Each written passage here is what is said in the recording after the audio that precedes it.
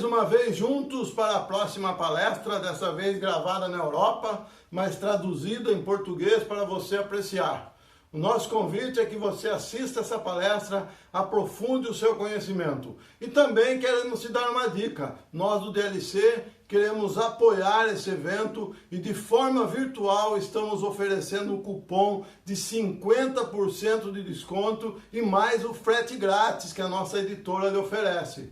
Basta você entrar lá no nosso site, fazer a sua compra, colocar o cupom que vai aparecer na tela aí e ganhou 50%. Bom proveito, espero que realmente te edifique essa palestra que você vai assistir. Bem-vindo a esse segundo dia de conferência em Diadema. Eu estou bem contente que dessa forma eu posso estar com vocês e que juntos podemos nos ocupar com um tema maravilhoso das Escrituras com Cristo, com a pessoa dele e com seu sacrifício. Na primeira palestra desta manhã, queremos nos ocupar uma vez mais com Levítico capítulo 16 e o tema que ali está sendo apresentado. Ontem à noite já ouvimos uma boa exposição a respeito desse capítulo sobre o grande dia da expiação, especialmente sobre os dois pontos enfáticos, expiação e substituição. Por isso eu gostaria de enfatizar os pensamentos de Levítico 16, como a Epístola aos Hebreus alude a eles, e como aplica eles a Cristo e a nossa época cristã de hoje. O escritor da Epístola aos Hebreus, muitas vezes, ele faz referência à viagem pelo deserto do povo de Israel e também a Levítico 16, o grande dia da expiação, e também se refere a Números 19, a água da purificação. Nós veremos isso durante o decorrer desta palestra e com a ajuda do Senhor queremos nos ocupar com alguns trechos da Epístola aos Hebreus. Eu gostaria de dividir isso em duas partes. Na primeira parte, vamos contemplar mais uma vez um trecho de Levítico 16, onde se trata de Arão e de suas vestimentas. Nós veremos como Arão, o sumo sacerdote, é uma figura de Cristo, do Senhor Jesus. E em conjunto com isso leremos um trecho de Hebreus capítulo 9. Na segunda parte queremos dizer algo a respeito de Arão e sua casa, Arão e a sua família. E com isso queremos ver um trecho de Hebreus capítulo 10. Antes de lermos agora 3 versículos de Levítico 16, queremos nos encomendar ao Senhor Jesus numa oração. Senhor Jesus, nós te agradecemos que temos o Antigo Testamento, onde numa linguagem simbólica, figurativa, muitas lições apontam para ti e se aplicam à nossa época de hoje.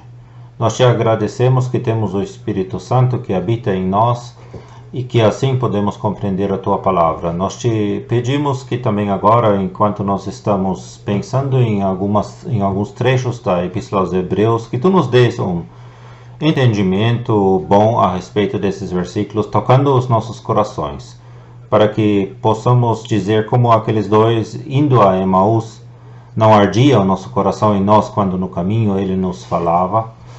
Senhor Jesus, nós sentimos que precisamos disso, corações tomados por Ti, corações que têm amor para Ti, para que desses corações também possa surgir uma vida para a honra Tua. Nós te pedimos a Tua bênção e te agradecemos, Senhor Jesus, que Tu nos ajudarás. Amém. Agora queremos ler 3 versículos de Levítico capítulo 16, os versículos 3, 4 e 6. Com isto, Arão entrará no santuário com um novilho para a expiação do pecado e um carneiro para o holocausto. Vestirá ele a túnica santa de linho e terá ceroulas de linho sobre a sua carne e cingir-se-á com um cinto de linho e se cobrirá com uma mitra de linho. Estas são vestes santas. Por isso banhará a sua carne na água e as vestirá. Depois Arão oferecerá o novilho da expiação, que será para ele, e fará expiação por si e pela sua casa.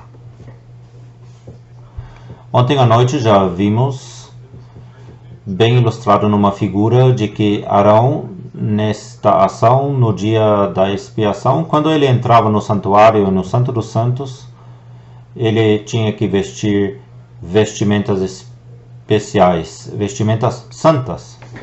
Não aquelas vestimentas que servia para adorno e glória, que Arão vestia normalmente, mas sim agora vestidos de linho, vestes santas. E isso nos impressiona quando pensamos que Arão é uma figura, uma indicação para Cristo, que agora é o nosso sumo sacerdote. Eu gostaria de, neste momento, indicar para o ponto de que o serviço do Senhor Jesus, enquanto sumo sacerdote, tem dois aspectos. Primeiro, um aspecto único. O Senhor Jesus, uma vez por todas, padeceu lá na cruz para expiar os pecados. Ele o fez levantado da terra para a cruz, não nesta terra. Mas em João ele disse, quando eu estiver levantado dessa terra, eu atrairei todos a mim. Uma vez ele fez esse serviço sacerdotal pelos pecados do mundo. E o segundo grande aspecto desse serviço sacerdotal é um aspecto contínuo, repetitivo. Agora ele está no céu, agindo como sumo sacerdote para nos dar tudo o que precisamos no caminho pelo deserto, para que cheguemos ao alvo com segurança e não caiamos, para que não pequemos. Com toda razão, nós estamos dizendo que nesta terra o Senhor Jesus não era o sumo sacerdote, mas levantado da terra à cruz e agora glorificado no céu, sim, para que Arão pudesse ser uma figura adequada do Senhor Jesus Cristo, de sua pureza, de sua perfeição, Arão tinha que se vestir com estas vestes especiais nesse dia de expiação antes de entrar no santuário, no Santo dos Santos. Isso comove os nossos corações. Como o Senhor Jesus é grande, para que Arão pudesse refletir um pouquinho de sua glória, ele tinha que vestir essas vestes especiais, e são vestes que nos mostram toda a pureza e perfeição do Senhor Jesus. Ele que fez a expiação, ele tinha que ser santo, puro, perfeito, e por isso somente o Senhor Jesus podia fazer a expiação por nossos pecados, e Arão deveria ser uma figura disso. E ele se vestia nessas vestes santas. Eu gostaria de apontar para aquela túnica santa de linho. Esta túnica santa de linho era aquilo que se via para fora, no exterior do sumo sacerdote.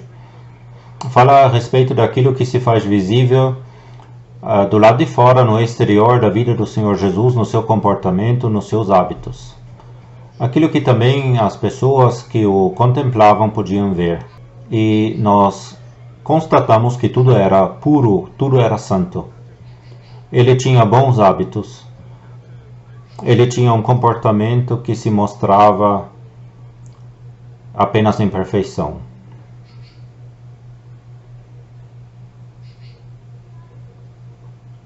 Então encontramos aquelas ceroulas de linho. E nós sabemos que com as pernas se anda um caminho. E assim essas calças, essas ceroulas de linho nos lembram de seu andar perfeito em sua vida. Se ele levantava cedo, se ele ia para algum lugar ou para aquele lugar, toda a vida dele, todo o seu andar era perfeito. E com alegria o olho de Deus pousava nele. Então encontraremos também aquele cinto de linho. E esse cinto, ele juntava aquela túnica santa para que ela não se tornasse um empecilho no andar. Esse cinto aponta para a prontidão do serviço. O Senhor Jesus, o servo perfeito. Ele não veio para ser servido, mas sim para servir. E ele, em perfeição, em pureza, ele cumpriu em santidade esse serviço dele. Como é glorioso, como a pessoa dele é gloriosa e perfeita, como ele é glorioso e perfeito em todos os seus afazeres e seu serviço. Então nós vemos ainda aquela mitra de linho. Na cabeça, os pensamentos estão acontecendo. Aquilo que acontece na cabeça, isso caracteriza a nossa vida. A cabeça conduz toda a nossa vida e o corpo. Isso nos mostra o Senhor Jesus em seus pensamentos, em sua mente, puro, santo, perfeito.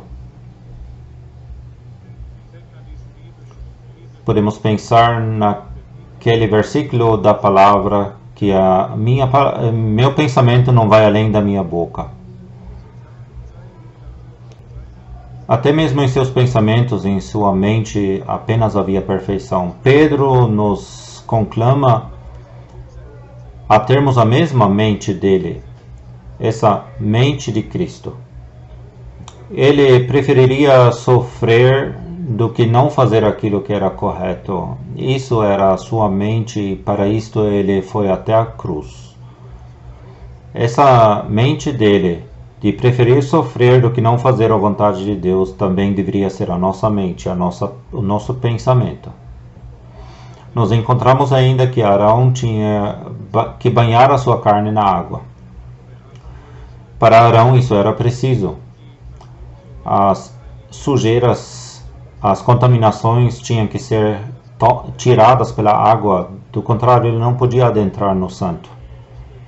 Arão precisava de vestes especiais, ele tinha que se banhar para que apenas um pouco ele podia refletir o Senhor Jesus, que é aquele santo, o perfeito, por completo, intrinsecamente santo, e por isso ele podia fazer a expiação.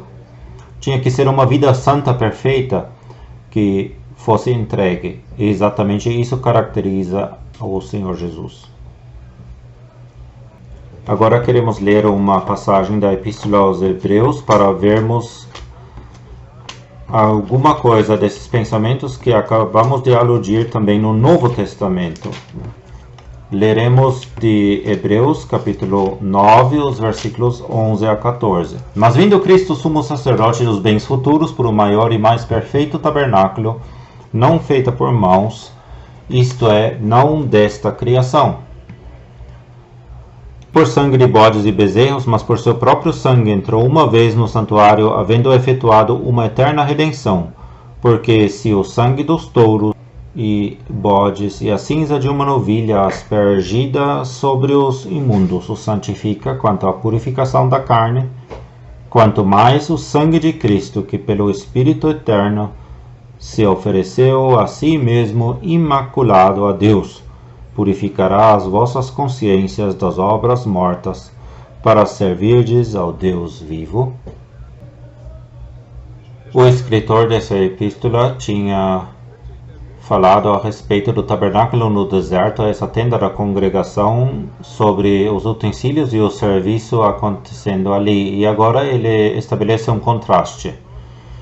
Isso se mostra na segunda palavra desse trecho aqui, ou na primeira, mas o Espírito Santo guia agora esse escritor para mostrar como Cristo é diferente, como ele é maior que Arão.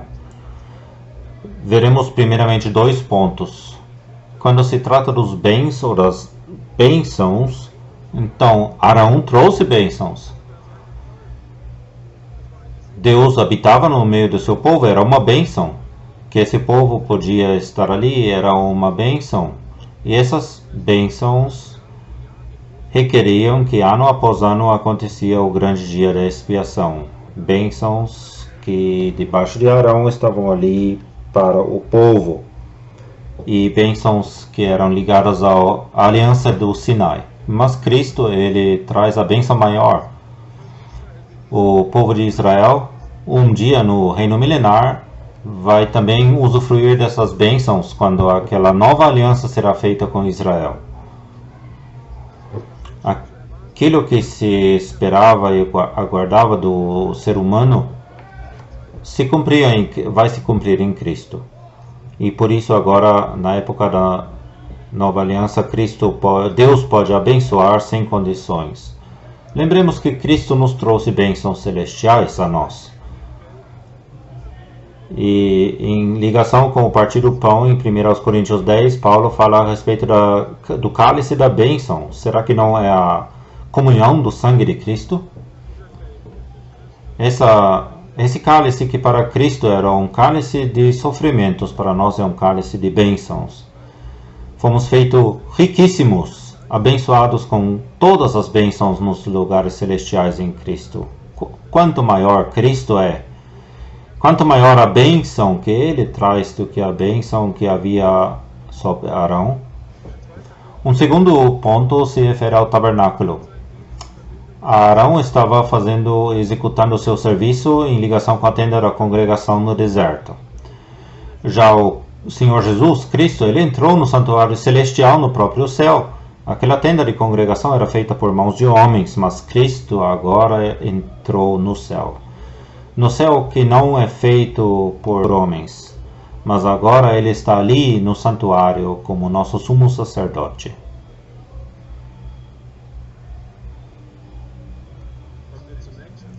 Chegando ao próximo versículo, encontramos outra vez alguns pontos que contrastam. Primeiro, o escritor faz referência ao sangue.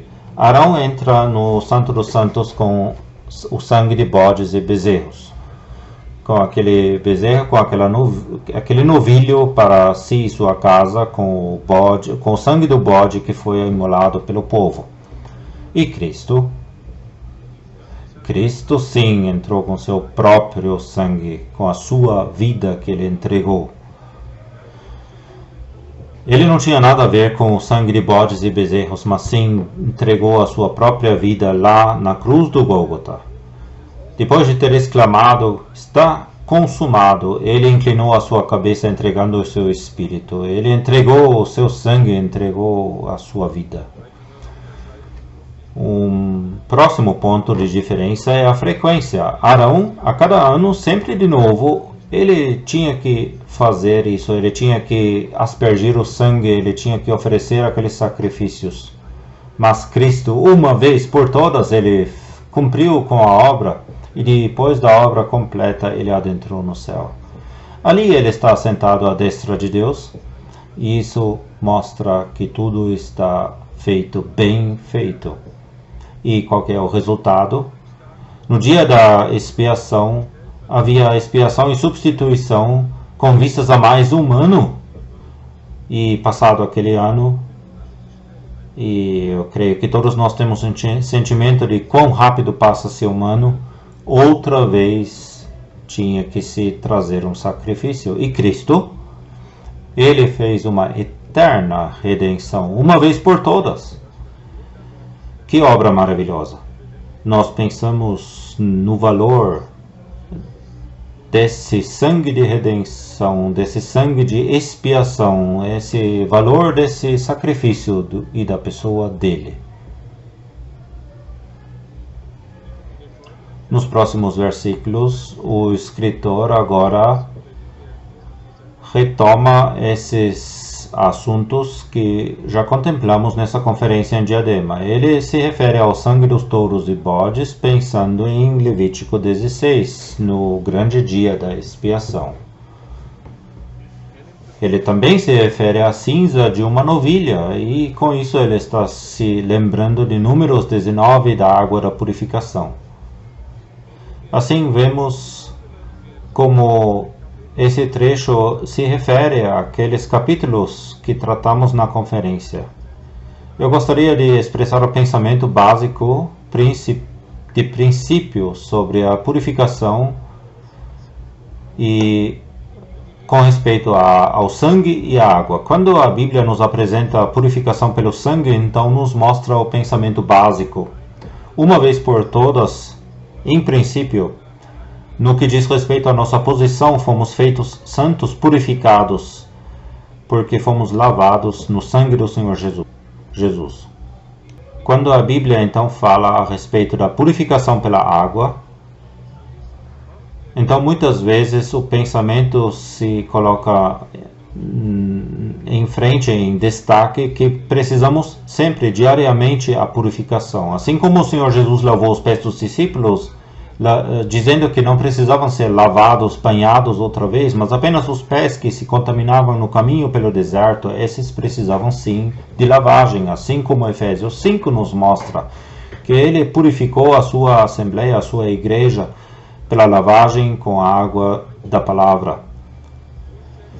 Ambos os pensamentos, em princípio e também na prática do dia a dia, nós encontramos nas figuras do Antigo Testamento.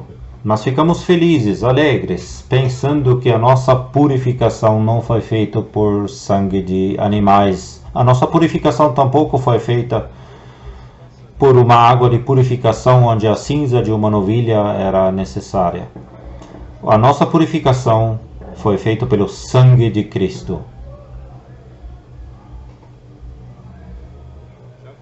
E disso o escritor escreve no versículo 14: o sangue de Cristo nos purificou. E o que significa esse sangue de Cristo? Significa que ele entregou a sua vida. A próxima parte da frase, isso esclarece bem. Ele se ofereceu, ele entregou a sua vida, o seu sangue, a sua vida, e essa vida entregue se tornou a expiação para o nosso pecado, sabendo agora que fomos purificados por meio desse sangue dele. E esse sacrifício, ele purifica as nossas consciências. Isso significa que a nossa consciência jamais nos acusará outra vez com respeito ao pecado, que jamais estaremos colocados em medo, em terror, que outra vez teríamos que suportar a pena pelo pecado. Isso significa a purificação das consciências. Não temos mais medo. Não precisamos mais temer o juízo, porque sabemos que fomos purificados pelo sangue, pelo sacrifício do Senhor Jesus. Nós também fomos purificados de obras mortas. Obras mortas são aquelas obras que os incrédulos estão praticando. Obras que não podem promover a vida.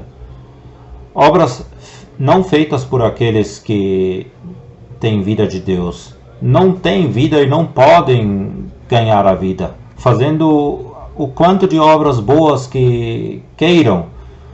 Que as pessoas estão louvando, elogiando. Mas isso não vivifica. Mas nós fomos purificados disso. E podemos agora servir ao Deus vivo. É para isso que nós fomos deixados aqui na terra, para colocar a nossa vida à disposição disso, para servir a Deus, ao Deus vivo. Aqueles que foram feitos aptos para a sua presença, podemos prestar culto a Ele, podemos adorar a Deus. Que glorioso cumprimento Cristo é em sua pessoa e em seu sacrifício lá na cruz do Gólgota, dessa figura encontrada em Levítico 16. Com isso chegamos à segunda parte dessa palestra, e nessa segunda parte queremos nos ocupar com Cristo e sua igreja, com a família sacerdotal, prefigurada em Arão e sua casa.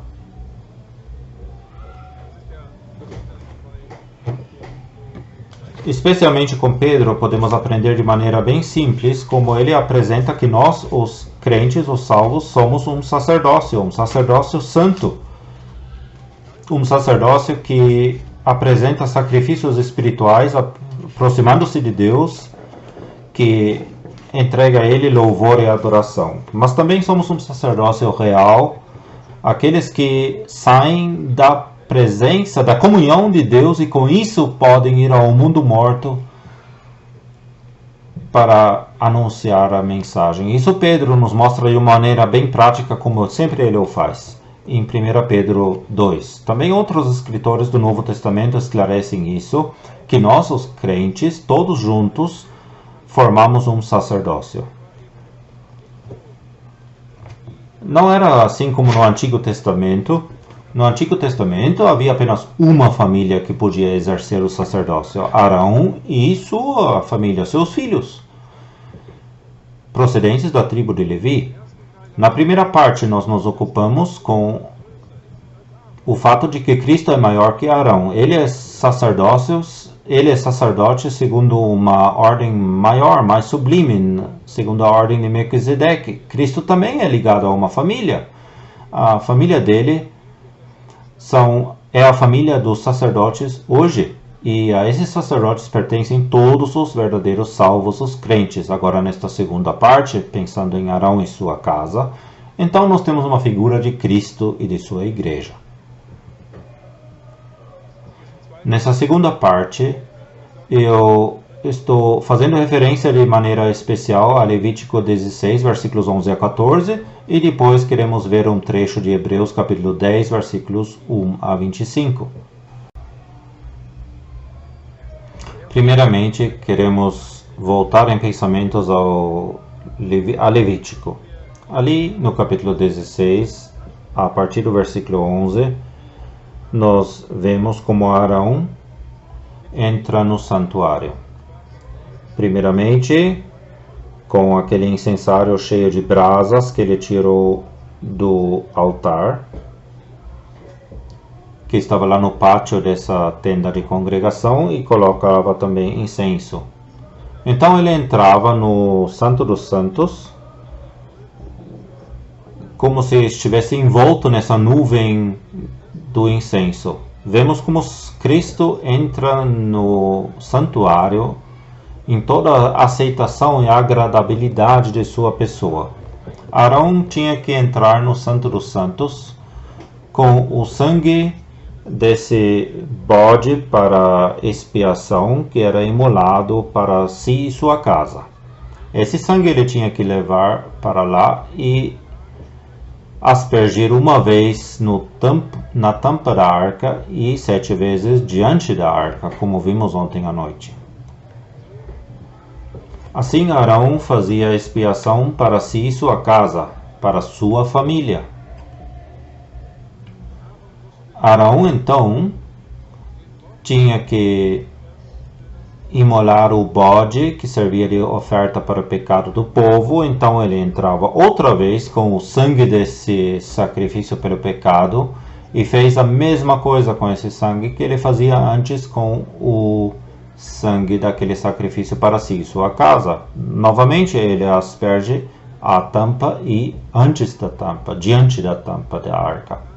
Então Arão fez expiação pelas coisas santas. E por fim Arão, e isso nós encontramos nesse capítulo também, encontramos como Arão traz o bode a Azazel, sobre quem os pecados dos filhos de Israel tinham que ser confessados. E esse bode então foi enviado ao deserto. Com esse pequeno resumo dos acontecimentos nesse dia da expiação, nós estamos chegando a uma figura profética. E mais uma vez durante o dia, numa outra palestra, será aludida e explicada essa figura. Eu gostaria de mostrar brevemente essa figura profética, mostrando que esses acontecimentos que acabamos de ver podem ser aplicados a Cristo, a sua igreja, e a Israel, o seu povo. Cristo entrou no santuário, sim. Ele entregou a sua vida na cruz do Gólgota, mas ele também ressuscitou, e então ele adentrou no céu, e ali está sentado à destra de Deus.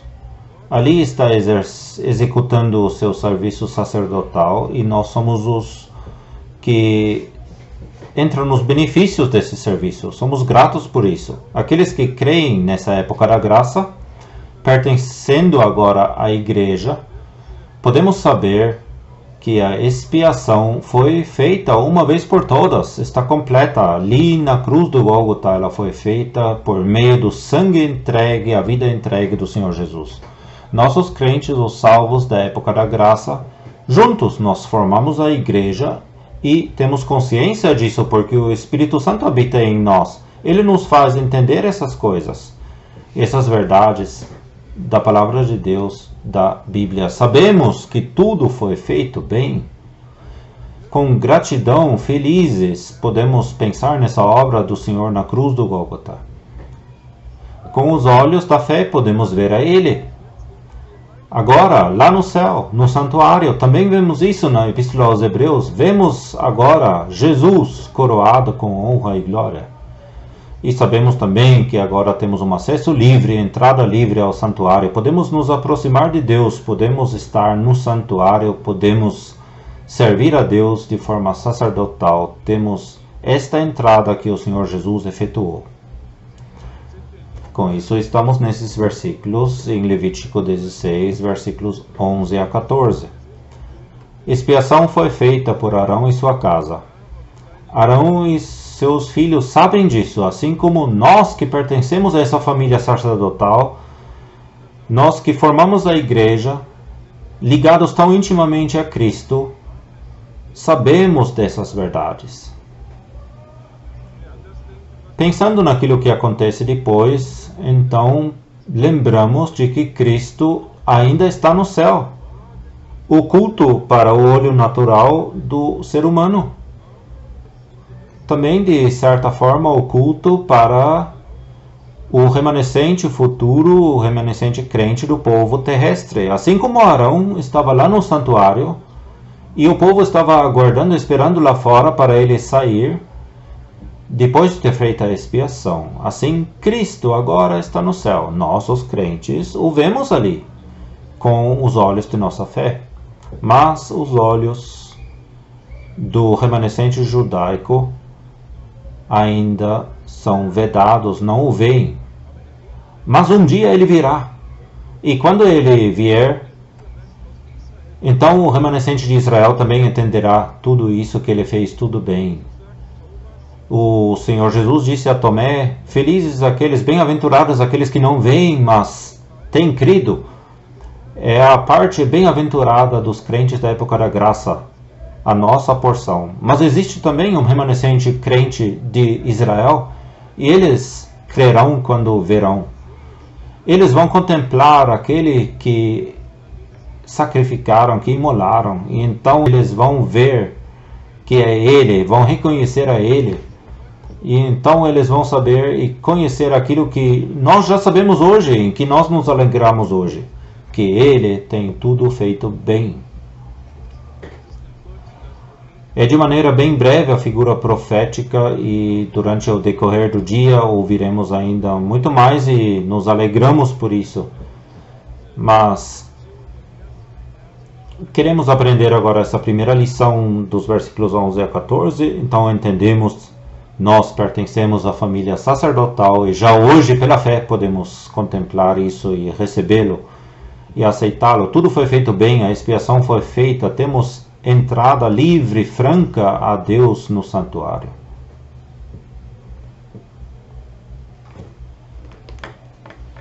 Antes de retomarmos esse pensamento, eu gostaria de dar uma panorâmica breve dos capítulos 7 a 10 da Epístola aos Hebreus. No capítulo 7, o escritor nos apresenta uma ordem nova de sacerdotes. O novo sacerdote é o Senhor Jesus, sobre o qual temos pensado na primeira parte. Ele é o sacerdote maior, o sacerdote novo, maior que Arão. E ele esclarece, então, se existe um novo sacerdote, então tem que existir uma nova aliança. A antiga aliança do Sinai, ele não podia ser sacerdote porque o Senhor Jesus não era da tribo de Levi, era da tribo de Judá. Portanto, é preciso uma nova aliança, e essa nova aliança será feita um dia com Israel. Nós podemos ler isso no profeta Jeremias, capítulo 32, uma nova aliança com a casa de Israel e a casa de Judá. Naquela época da nova aliança, eles vivenciarão uma bênção nova. Já conosco nenhuma aliança é feita, mas as bênçãos que o remanescente crente terá na época da nova aliança essas bênçãos, hoje nós já podemos usufruir delas. Segurança de salvação, conhecimento do Senhor, um novo coração, uma nova vida. Sim, podemos servir a Deus, podemos usufruir bênçãos que Israel um dia há de ter na nova aliança. Já no capítulo 9, o escritor mostra que existe um novo santuário. Nós vimos naqueles contrastes que Arão servia naquela tenda da congregação no deserto, mas Cristo adentrou no céu, no próprio céu. E esse é o novo santuário. Também esse novo santuário precisava de purificação. As coisas no céu tinham que ser purificadas. E assim o escritor volta ao tema que há um novo sacrifício, um sacrifício melhor, superior, mais excelente que a obra do Senhor Jesus, na qual tudo cumpria, que era prefigurado nos sacrifícios do Antigo Testamento. O novo sacerdote, em consequência, necessariamente uma nova aliança e um novo santuário e um novo sacrifício. Mas o que precisa agora também ainda, temos esse novo santuário, o caminho feito, aberto pelo novo sacrifício, por meio daquele novo sacerdote, sumo sacerdote, Cristo. Agora precisa-se também de sacerdotes novos, de adoradores novos, uma família sacerdotal nova que pode servir nesse novo santuário a Deus. E isso é o tema de Hebreus capítulo 10, o tema que queremos agora ver nesta segunda parte um pouco mais. Quem são esses novos adoradores? Se ao iniciarmos eu disse que Arão e seus filhos apontam para Cristo e sua Assembleia, então é claro que esses novos adoradores, esses novos sacerdotes somos nós, aqueles que formam a igreja, aqueles que têm acesso ao santuário, que são intimamente ligados a Cristo, que podem servir a Deus. Então o tema da Epístola aos Hebreus já não é a igreja. O tema da Epístola aos Hebreus é que há novos adoradores. A verdade da igreja é aludida, por exemplo, em capítulo 3, quando se fala que Cristo é filho sobre a sua casa e que nós, os crentes, formamos esta casa. Não é nada mais, nada menos que a verdade a respeito da igreja. Mas esta verdade não encontramos assim desenvolvida na Epístola aos Hebreus. Quando pensamos então em Arão e seus filhos, que é uma alusão a Cristo e a sua igreja. Então, este título não quer dizer que a verdade a respeito da igreja desenvolvida na Epístola aos Hebreus, mas sim aqueles que são mencionados como adoradores novos em Hebreus capítulo 10, são ao mesmo tempo aqueles que formam a igreja. A soma de todos os crentes dessa época da graça que já agora têm acesso ao santuário para servir a Deus de forma sacerdotal. Agora eu gostaria de dar uma pequena panorâmica também dos primeiros 18 versículos de Hebreus capítulo 10. E para termos esses versículos também no ouvido, eu gostaria de ler esses versículos e então dizer alguns pensamentos de forma panorâmica. Leio agora de Hebreus capítulo 10, versículos 1 a 18. Porque, tendo a lei a sombra dos bens futuros e não a imagem exata das coisas, nunca pelos mesmos sacrifícios que continuamente se oferecem cada ano pode aperfeiçoar os que a ele se chegam. De outra maneira, teriam deixado de se oferecer, porque, purificados uma vez, os ministrantes nunca mais teriam consciência de pecado. Nesses sacrifícios, porém, cada ano se faz comemoração dos pecados. Porque é impossível que o sangue dos touros e dos bodes tire os pecados. Por isso, entrando no mundo, diz: sacrifício e oferta não quiseste, mas corpo me preparaste. Holocaustos e oblações pelo pecado não te agradaram. Então disse: Eis aqui venho. No princípio do livro está escrito de mim, para fazer, ó Deus, a tua vontade. Como acima diz: sacrifício e oferta, e holocaustos e oblações pelo pecado não quiseste, nem te agradaram, os quais se oferecem segundo a lei.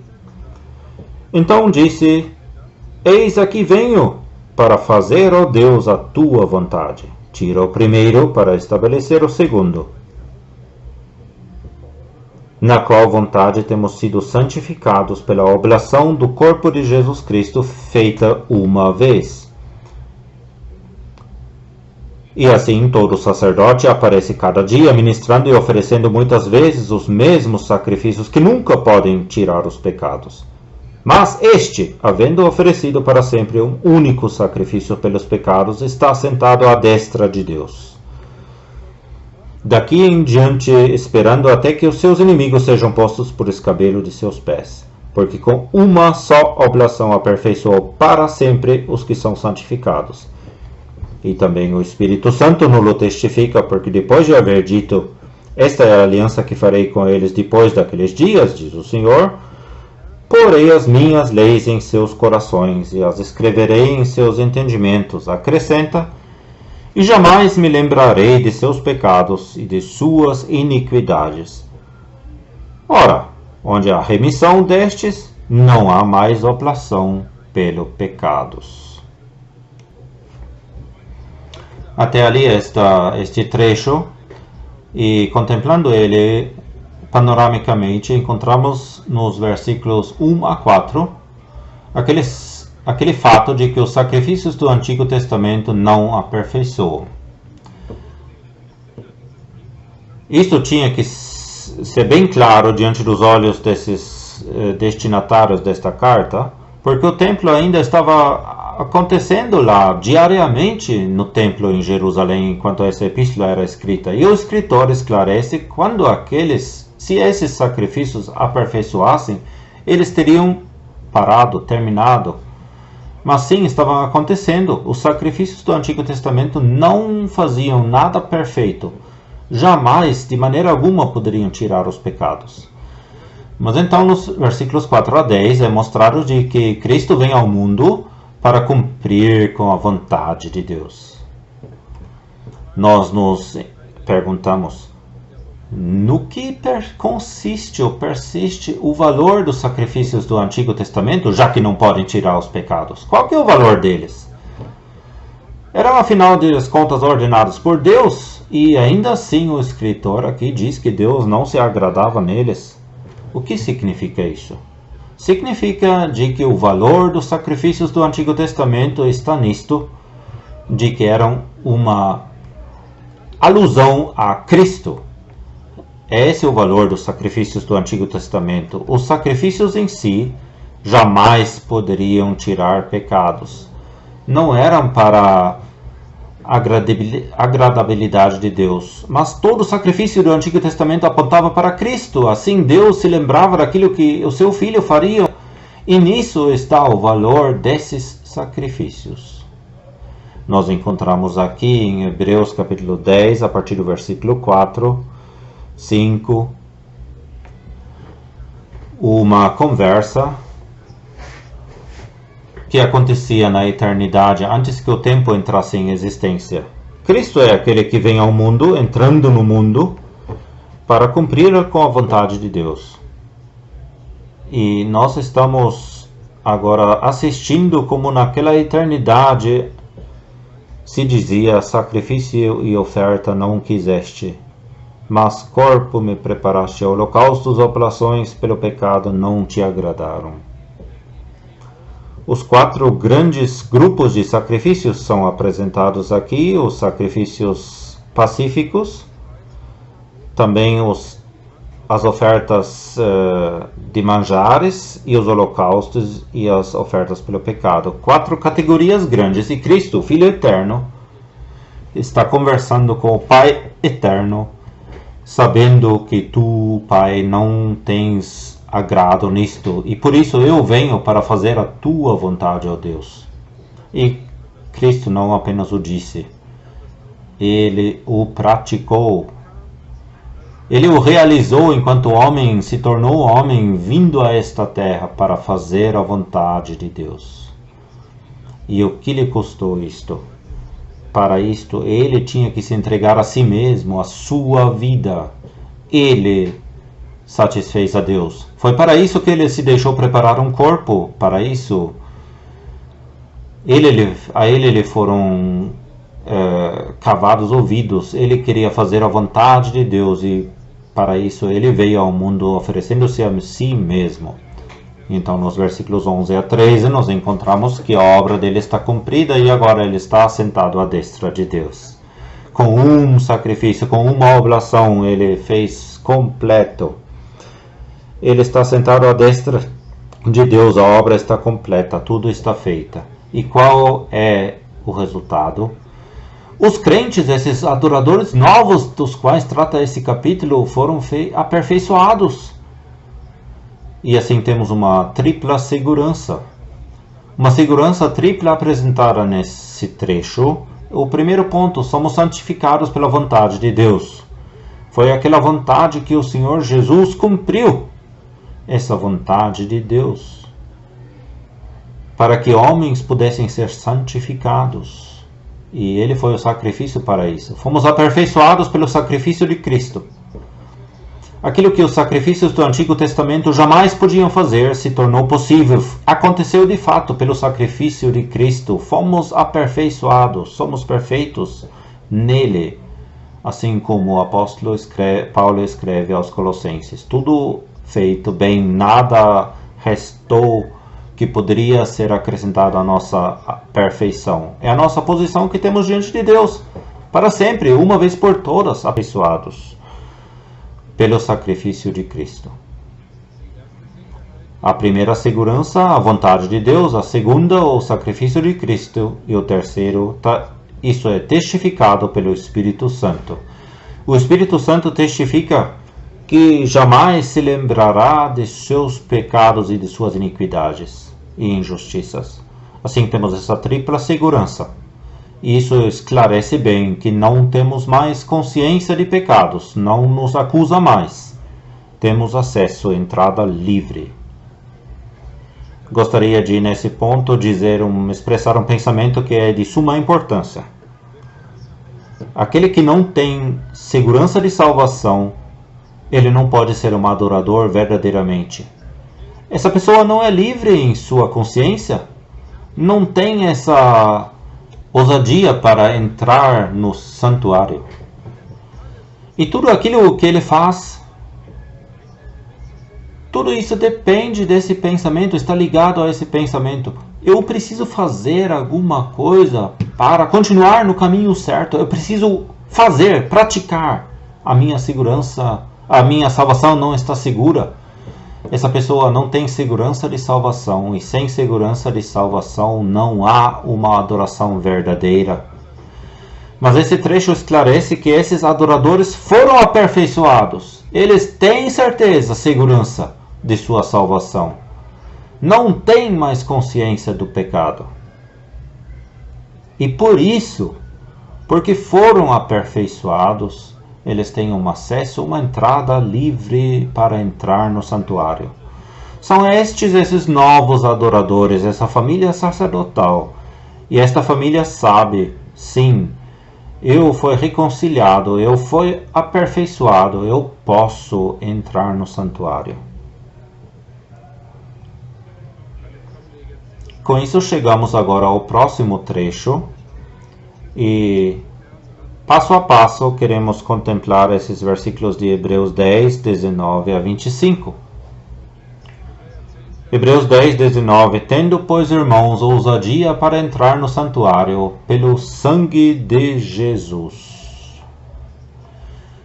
É o resumo desses pensamentos da primeira parte desse capítulo. O escritor diz, tendo, pois, irmãos, esses irmãos que pertencem a essa família sacerdotal nova têm compreensão que foram aperfeiçoados e agora têm ousadia, liberdade para entrar no santuário, no próprio céu, na presença imediata de Deus.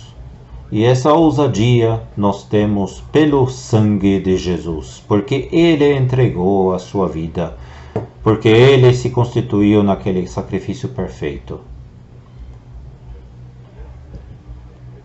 Com alegria, agora podemos adentrar na presença de Deus. E aqui nem é dito o porquê disso. A conexão dessa epístola aos Hebreus nos mostra qual que é o motivo da nossa entrada no santuário. Para sermos adoradores, para oferecermos sacrifícios espirituais a Deus, para exercermos esse culto a Deus novo como adoradores. Mas esse trecho não expressa explicitamente. Mais uma vez, o contexto esclarece isso. Mas por que esse trecho não fala disso diretamente? Porque Ele quer nos apresentar esta alegria, essa felicidade. Podemos entrar na presença de Deus para simplesmente estar com Ele, para termos comunhão com Ele, para estarmos na presença dEle. É ali o nosso lugar. Estamos com os nossos pés pisando nessa terra, vivendo aqui a nossa vida na terra, mas pertencemos ao céu e temos ousadia para entrar no santuário. Que porção gloriosa! Agora, no versículo 20, nos é mostrado pelo qual caminho podemos fazer isso. Pelo novo e vivo caminho. É um caminho novo, é vivo, é fresco. Não aquele caminho conhecido, a tenda da congregação. Não, sim, um caminho novo frescor. Podemos andar agora esse caminho é um caminho vivo. Mostra que esses que têm vida de Deus, é esses que podem caminhar nesse caminho novo e vivo que leva ao santuário. E nós podemos ter uma coisa nova, viva, fresca, não algo que tenha a ver com formas, mas tem um frescor, alegria. E com isso podemos entrar no santuário, na presença de Deus. Cristo, Ele nos consagrou esse caminho pelo véu, isto é, pela sua carne. O pensamento principal aqui é que Ele adentrou antes de nós. Ele já está ali, como ser humano, no santuário. E porque Ele, como homem, entrou no céu, Ele que constituiu o sacrifício perfeito e agora está vivo no céu, por isso nós também podemos ir até ali. Assim Ele nos consagrou esse caminho, porque Ele adentrou no santuário e Ele está ali agora. No próximo versículo 21, nós encontramos que temos também um grande sacerdote sobre a casa de Deus, que também é Cristo. Esse grande sacerdote, o nosso grande sumo sacerdote, sobre a casa de Deus. Eu gostaria de ligar duas coisas a isto. Primeiramente, não existe adoração agradável a Deus fora de Cristo. Se estamos servindo sacerdotalmente, então isso sempre tem que acontecer em ligação com o nosso grande sacerdote Cristo. Separado dele, sem ele, não existe adoração agradável a Deus. Mas nós temos esse grande sacerdote e por isso podemos entrar no santuário sabendo de nossa ligação com Ele, usufruir a comunhão com Deus, servindo a Ele como sacerdotes. E o segundo pensamento, Ele é o sacerdote sobre a casa de Deus. Isso nos mostra que Ele tem a autoridade, é Ele que conduz, é Ele que guia. Ele conduz a cada serviço sacerdotal, cada adoração. Depois do escritor ter apresentado todas essas coisas, tendo nós ousadia, agora ele nos mostra essa palavra bonita, cheguemo-nos. Não é você deve, você tem que, mas sim é uma resposta voluntária de corações tomados por Cristo. Uma resposta que vem de um coração voluntário, de um desejo interior de fazermos uso desses privilégios agora. Cheguemo-nos, aproximemo-nos com verdadeiro coração e inteira certeza de fé. Simplesmente aceitando pela fé aquilo que acabamos de ver, que fomos aperfeiçoados, que as nossas consciências foram lavadas, que fomos lavados, que temos um novo caminho. Esse versículo 22 agora resume mais uma vez aquilo que é verdade para todo crente. A purificação e o corpo lavado.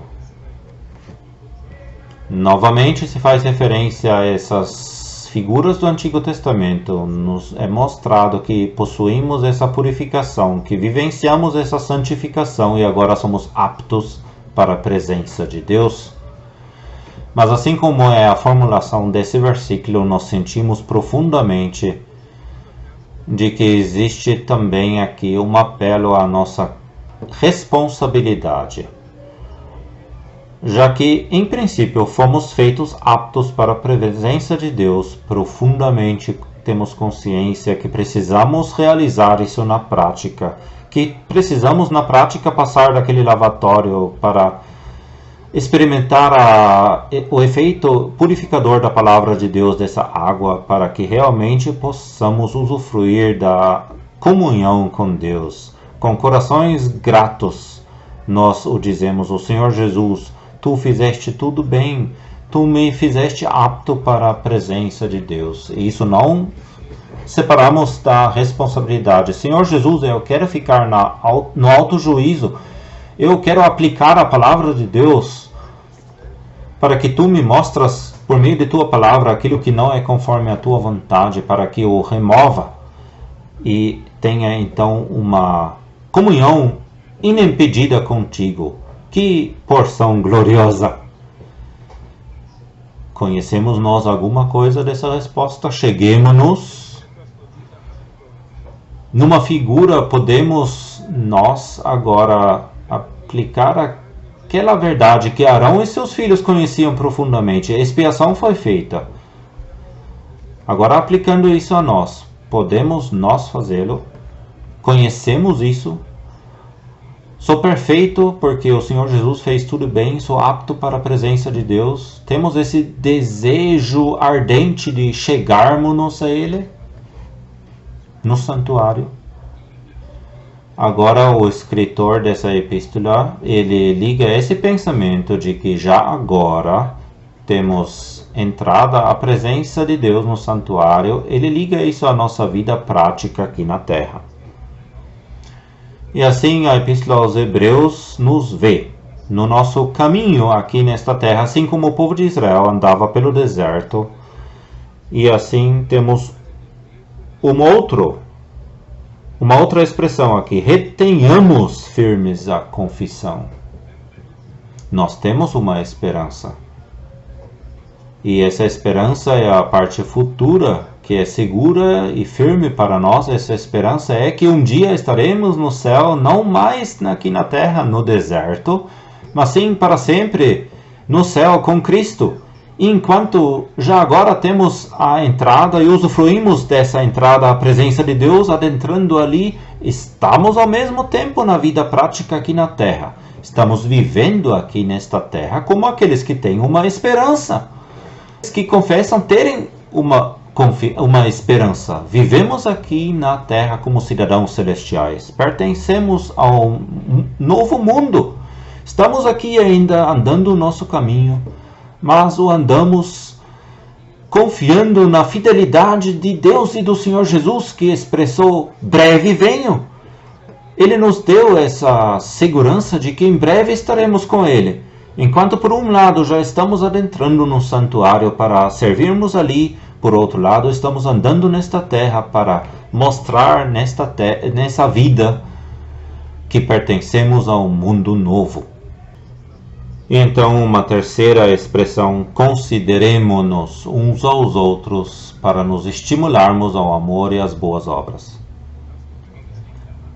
Ali agora não se trata de sermos policiais que cuidam um do outro, que observam o que o outro faz de errado, aquele fulano e ciclano fazem de errado, mas aqui o tema é que andemos em conjunto, como aqueles que sabem em conjunto, temos cada um de per si entrada no santuário e coletivamente também, que agora nos consideremos uns aos outros para crescermos espiritualmente, para que as boas obras sejam estimuladas.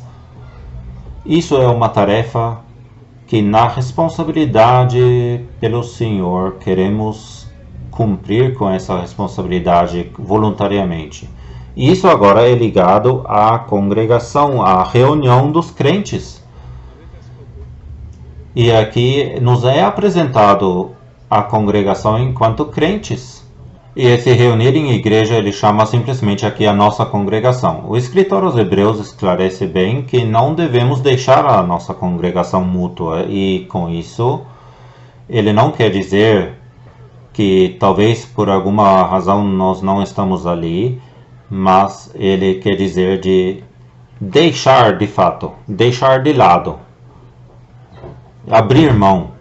E havia aqueles naquela época que simplesmente abriram mão e não foram mais.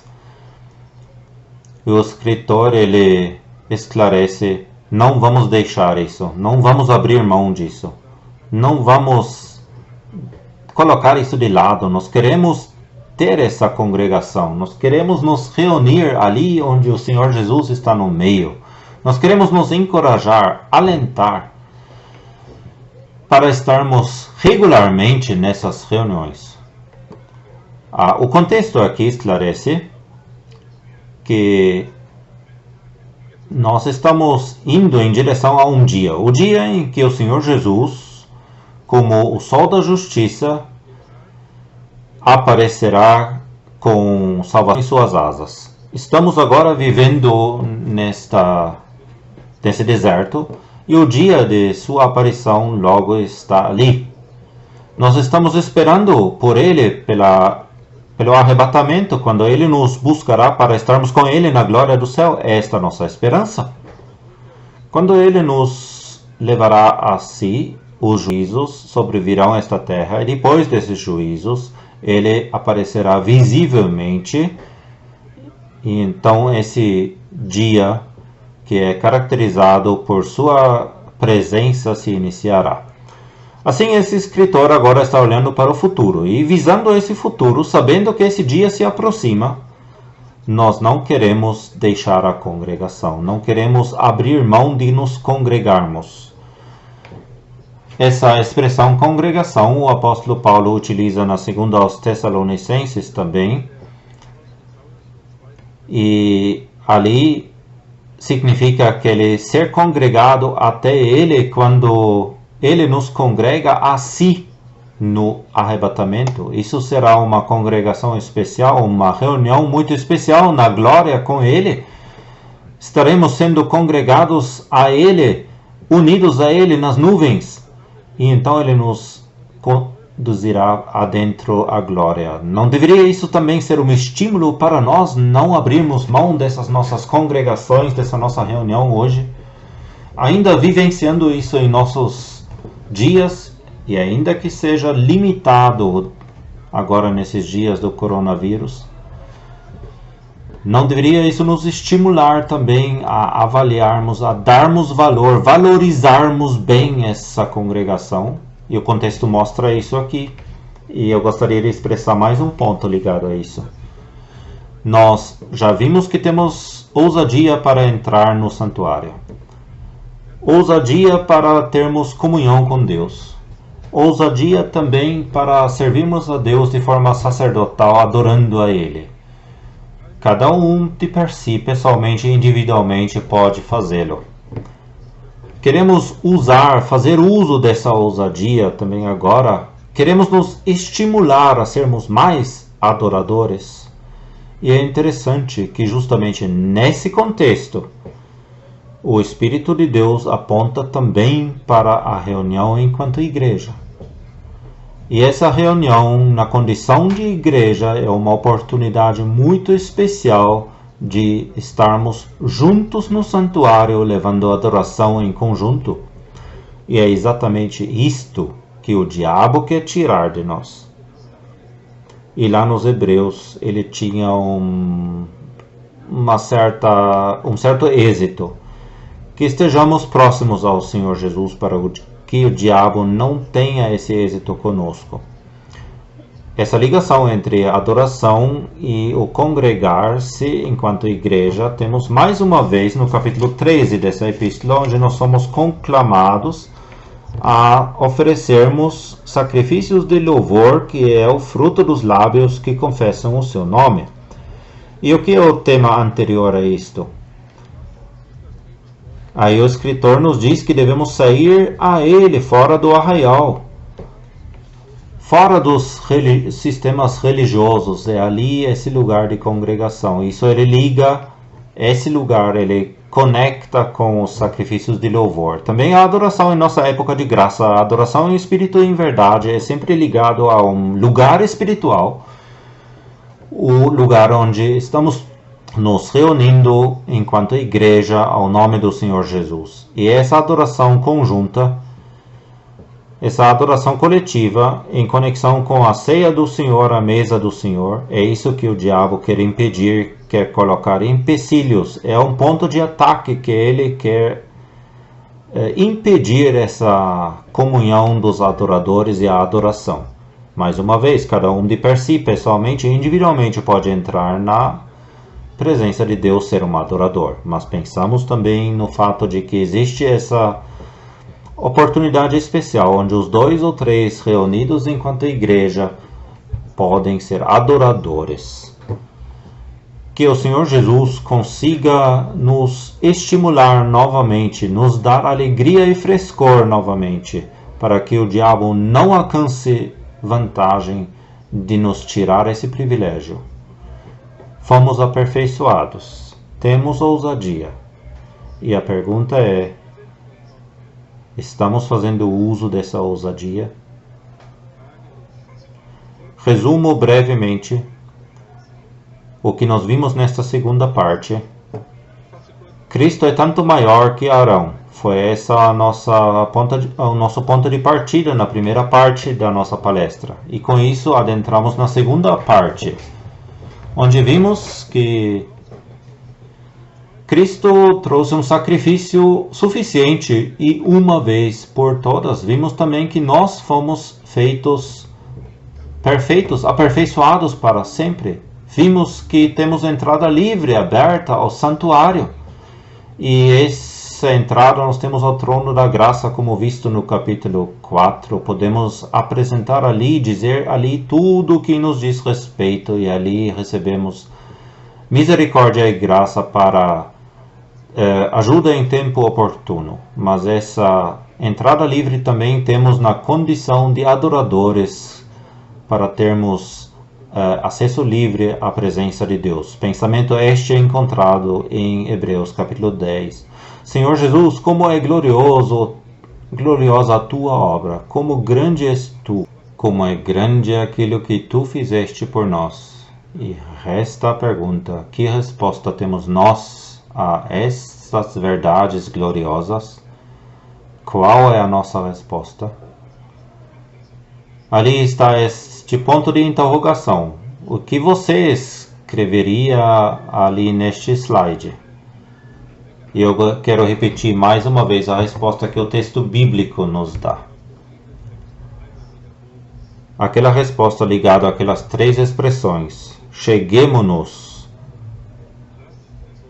sejamos adoradores, retenhamos firmes aquela confissão, sejamos cidadãos celestiais, para que se possa ver em nós que pertencemos ao céu, que temos uma esperança, e cresçamos. E para isso consideremos-nos uns aos outros, para nos estimularmos ao amor e às boas obras. Que isso seja a resposta àquela grandiosa obra do Senhor Jesus, ao seu sacrifício maravilhoso. Queremos orar. Senhor Jesus, nós te agradecemos que tu és tão grande, o melhor, o maior. sacerdote, que tu vieste a esta terra para fazer a vontade de Deus. Nós te agradecemos que tu nos aperfeiçoaste por meio do teu sacrifício. Nós te agradecemos que agora pertencemos a essa família sacerdotal que tem entrada ao santuário, que podemos nos aproximar de Deus, que podemos ter comunhão com Deus e adorá-lo. Senhor Jesus, nós te agradecemos por essa bênção gloriosa e nós temos o pedido, nos ajude. Que de um coração livre, feliz, alegre, como resposta ao teu amor, sejamos adoradores, cidadãos celestiais e que cresçamos a ti. Nós te agradecemos por essa ocupação com a tua palavra, pedindo a tua bênção também pelo decorrer desses dias. Amém. Muito obrigado por terem assistido, ouvido. Muito obrigado porque eu podia estar assim, desta forma com vocês. Que o Senhor nos abençoe em coletivo, juntamente, e também as próximas palestras que queremos ouvir ainda. Espero que você tenha gostado dessa palestra, que ela possa realmente ajudar o seu conhecimento e você possa crescer espiritualmente. Mas não esqueça da nossa dica. Aproveita, visita o nosso site e ganhe 50% de desconto no uso do cupom da promoção CONF 2020. Tá na tela.